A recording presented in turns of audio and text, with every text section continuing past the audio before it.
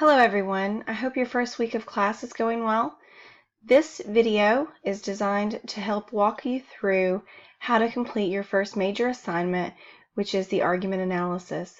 Navigating from the home page, if you click in the left-hand column on assignments, you'll be able to find argument analysis, which is due January 26th by 11:59 p.m. When you click on the tab, you're going to have quite a few materials to work through here. I would recommend at this point pausing the video and opening the assignment sheet, which is going to give you a detailed overview of the requirements of the assignment. When you click on it, it's going to be a Microsoft Word document, and it will explain the learning outcomes addressed, the formal requirements of the assignment, your text options, and your steps to completion. As the assignment sheet explains, you will evaluate the rhetorical effectiveness of one of the two texts below here, giving particular attention to the ways in which the author does or does not address his particular rhetorical situation.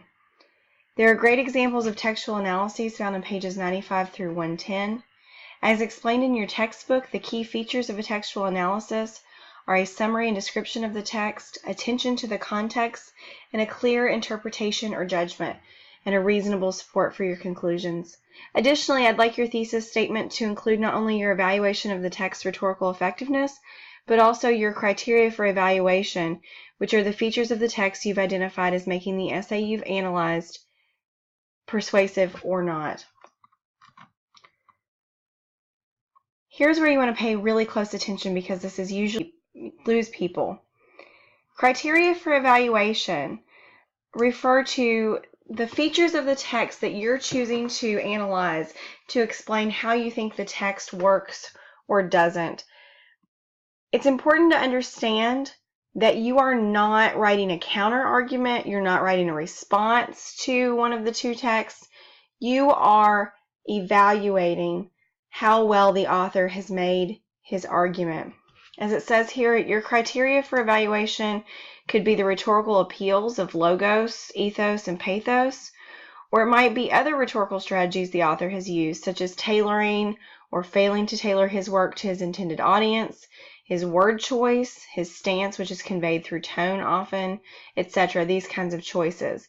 The combination of features you choose should be dictated by what you think makes this essay persuasive or not. Again, evaluating the author's rhetorical choices. You are not making a separate argument or a response to the author's argument. For example, I might say, the author successfully persuades the audience of X, right, whatever his claim is, through his use of real-world examples and his appeals to multiple audiences, but he undermines his effectiveness through his sometimes condescending tone. In other words, you can feel free to say that some things about the text work and others don't. You will then spend the body of the essay proving through specific textual examples your thesis statement. The textbook readings from modules 1 and 2 will help you identify the major features of the text. It will help you think about how to frame your own academic writing, and these will provide some examples of textual analysis. Though keep in mind each of the examples in those sections of the textbook are responding to their own either assignment that the professor's given them or other rhetorical situation, and so the finished product is going to look a little bit different from what I'm asking you to do. Under the argument analysis assignment information page, you'll find a rubric. Please do let me know if you have trouble accessing this, as I've had trouble embedding it here because of the way that I'm using Turnitin, which is a plagiarism checker software. This will explain to you what I'm looking for in your paper and how I'm going to grade it. Please spend some time looking over this and thinking about how you can make sure your paper achieves these goals so that you're scoring up here rather than down here. I've also included what I think is a pretty helpful diagram that gives suggested organization for this essay. So what to put in your introduction, what goes in the thesis statement. I even have a sample thesis here, how to organize your body paragraphs, and what to do in your conclusion. So that should prove pretty helpful for you.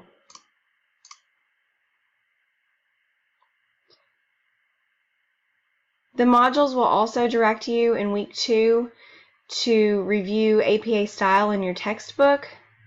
I've included some APA links here in the OWL at Purdue, as well as some made-up citations I've done to show you how to integrate quotations and source material into your essay. You do not need to do outside research. You only need to cite the source that you're writing about, so either Dowsett or Penrod. And these particular examples will show you how to do that. I want to point you to some materials in the modules that will be helpful to you. In discussion 2, which is in week 1, you'll have the opportunity to explain to me how what you understand it to be asking you to do, and that'll give me a chance to head off any confusion about the assignment.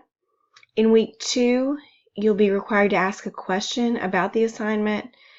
It can be something small about your particular paper. It can be a larger question about the assignment in general.